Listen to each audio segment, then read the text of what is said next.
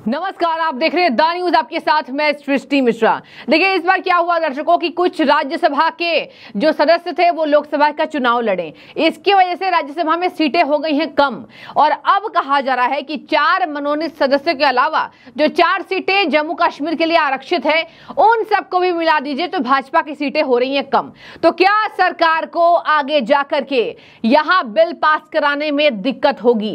क्या बड़े अहम बिल लोकसभा से पास के बाद राज्यसभा में अटकेंगे, या फिर राज्यसभा को एक निर्धारित समय जो दिया जाता है कि उतने दिन तक आप बिल पास कर दीजिए, उस कानून के हिसाब से राज्यसभा बिल पास करेगी तो जाके केंद्र का काम यहां पर सुलभ होगा? इस पर मैं आपको टिप्पणी करके बताऊंगी कि आखिर क्या है माजरा। दर्शकों, सबसे पहले मैं आपको बता दूं कि उच्च सदन यानी राज्यसभा में बीजेपी की ताकत अभी थोड़ी सी घटी है। इसके बावजूद भी क्यों, देखिए कहा जा रहा है कि 19 सीटों पर जहां चुनाव होने वाला है वहां बीजेपी शानदार प्रदर्शन करने वाली है, जहां 1 से 2 महीने के भीतर इन 19 सीटों पर चुनाव होने वाले हैं। आपको बता दें कि एनडीए के लिए दावा किया जा रहा है कि 14 सीटें 19 में से एनडीए को जीत में मिल सकती है, जहां राज्यसभा में इनके नंबर्स वापस से बढ़ जाएंगे। और यही वजह है कि अभी एनडीए की सीटें फिलहाल 110 हैं और यहां इंक्रीज होकर के 124 हो जाएंगे, तो मेजोरिटी 122 सीटों से आगे बढ़ जाएगी। तो ये देखिए राज्यसभा के अंक गणित है। राज्यसभा में अभी थोड़ी दिक्कत हो रही है, हालांकि कुछ सदस्य रिटायर हो गए हैं। एक बार मैं आपको नाम बताती हूं कौन कौन से सदस्य यहां रिटायर हुए हैं, जिसकी वजह से ये नंबर गेम की दिक्कत बीजेपी को आने वाले समय में हो रही है। देखिए रिटायर हुए मनोनीत सदस्य में राकेश सिन्हा, राम शकल, सोनल मानसिंह और महेश जेठमलानी। महेश जेठमलानी को कौन नहीं जानता। और इन चारों सदस्य में ये चारों रिटायर हो गए हैं। और बता दें वरिष्ठतम सदस्य थे राज्यसभा के, कुल सीटें 245, मौजूदा 226, खाली सीटें 19 और 19 सीटों पर होने वाले चुनाव, जहां जम्मू कश्मीर की 4 सीटें खाली दर्शकों और मनोनीत सदस्यों वाली खाली सीटें 4 खाली हैं। तो ये अंक गणित को आप जोड़कर देखें तो टोटल सीट्स हो जाती हैं 245, पौने 300 के लगभग। और यही वजह है कि राज्यसभा में बीजेपी के लिए नंबर गेम का आंकड़ा विपक्षी पार्टी कहकर ये फंसा रही है।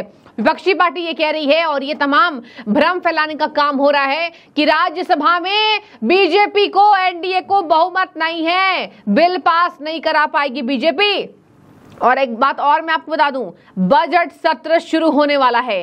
बजट सत्र में बीजेपी को, एनडीए को राज्यसभा में नंबर गेम चाहिए होगा। बजट सत्र शुरू होने से पहले यहां पर यह निर्धारित किया जाता है सरकार के द्वारा कि आखिर कौन कौन से सदस्य राज्यसभा में जाएंगे और वापस चुन करके कौन से सदस्य पहुंचने वाले हैं। और बता दें आपको, यहां कहा जा रहा है कि ऐसे में एनडीए सरकार को थोड़ी चुनौती है। विपक्ष ये भ्रम फैलाने में लगातार लगा हुआ है, लेकिन कुछ खास परेशानी नहीं हो रही है। जहां मैंने आपको बताया कि ये अंक गणित लगाए जा रहे हैं कि 19 में से 14 सीटें एनडीए सरकार जीत जाएगी। और ये अगर 14 सीटें हो गई तो मेजोरिटी के आगे एनडीए बढ़ जाएगी, तो राज्यसभा में भी बिल पास कराने में कोई दिक्कत नहीं होगी। क्योंकि आपको बता दें कि सबसे बड़ा कारण यहां बताया जा रहा है कि 7 असंबद्ध मनोनीत सदस्य सरकार के साथ रहने की उनकी संभावना है।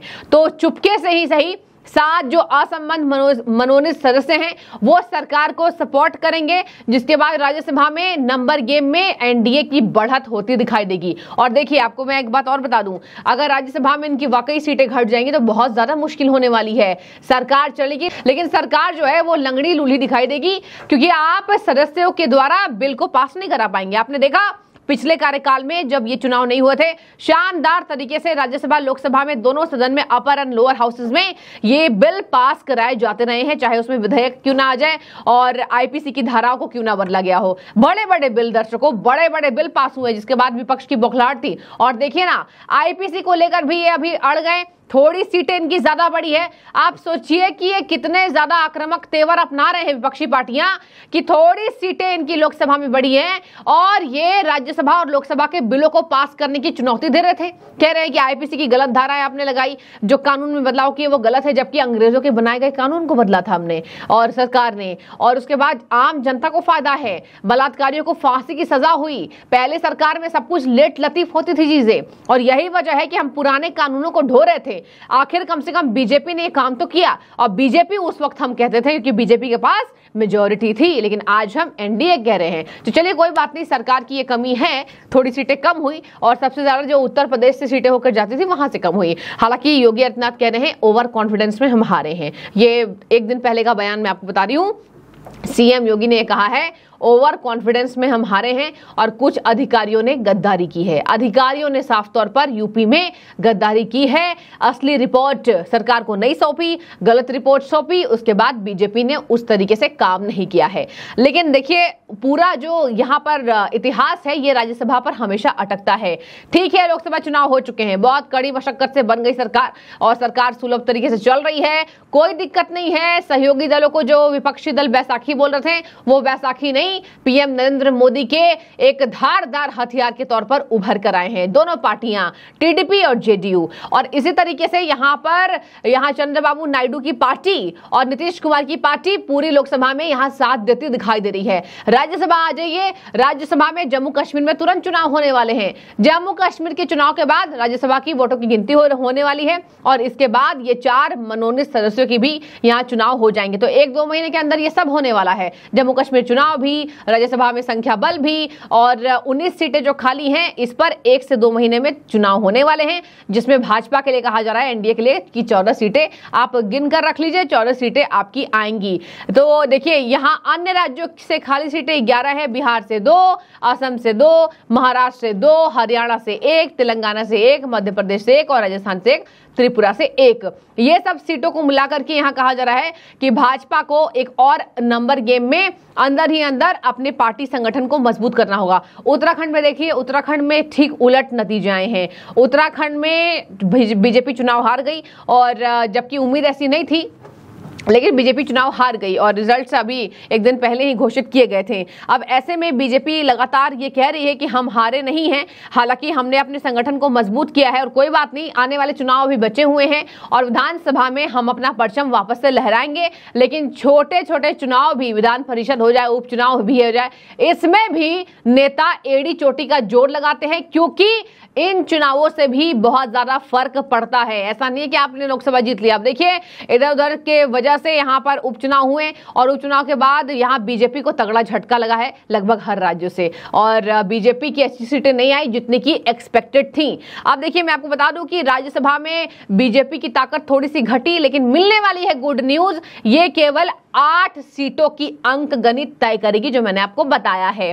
19 सीटों में से 4 सीटें जम्मू कश्मीर, विधानसभा चुनाव होने के बाद राज्यसभा में इलेक्शन हो जाएंगे और इसी के साथ मैं आपको बता दूं 4 सीटें नामित सदस्यों की खाली है और वहीं 11 सीटों पर राज्यसभा सीटों पर चुनाव होने वाले जो महाराष्ट्र, राजस्थान, तेलंगाना, हरियाणा, मध्य प्रदेश, त्रिपुरा और असम जैसे राज्यों की है जो मैंने आपको बताया है।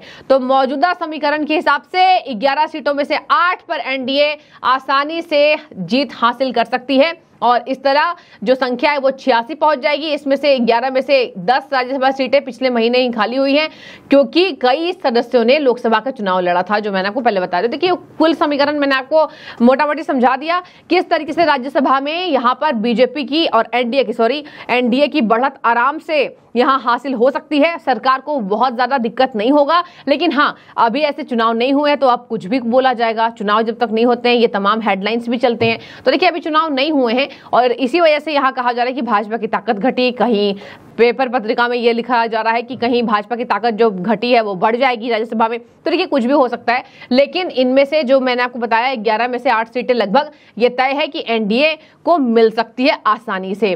तो कई ऐसे जो सदस्य थे वो रिटायरमेंट हो गया, उसके बाद सीटें खाली हो गई, तो 19 सीटों पर मेन आंकड़ा है। अब देखिए अगले महीने चुनाव होने वाले हैं और जम्मू कश्मीर के चुनाव के बाद राज्यसभा में ये सब अंक गणित सामने आ जाएंगे एज अ रिजल्ट। लेकिन आपकी क्या राय है कि आपको लगता है कि सीटें आनी चाहिए तो एनडीए की आनी चाहिए या फिर किसी और की? क्योंकि देखिए मेन है सरकार को बजट, जब बजट सत्र आएगा तो उसके बाद अधिकांश बिल जो लंबित थे वो सब पास कराने में दिक्कत आएगी। अब पहले धड़ाधड़ बिल पास होते थे, हो सकता है अब टाइम लगे। तो इसी वजह से कहा जा रहा है बीजेपी की तरफ से कि हम जो है वो अपना प्रदर्शन अच्छा रखेंगे। आपकी क्या राय है इस बाबत जरूर बताइए। लोकसभा चुनाव संपन्न हो चुके हैं, लेकिन भारत है तो छोटे मोटे चुनाव तो सामने आते रहते हैं, लेकिन राज्यसभा का चुनाव बड़ा माना जा रहा है। इसके बाद सब कुछ रूपरेखा तय हो जाएगी कि सरकार आगे सुगमता से 5 साल चलेगी या नहीं चलेगी। जरूर कमेंट कीजिएगा। शुक्रिया आपका।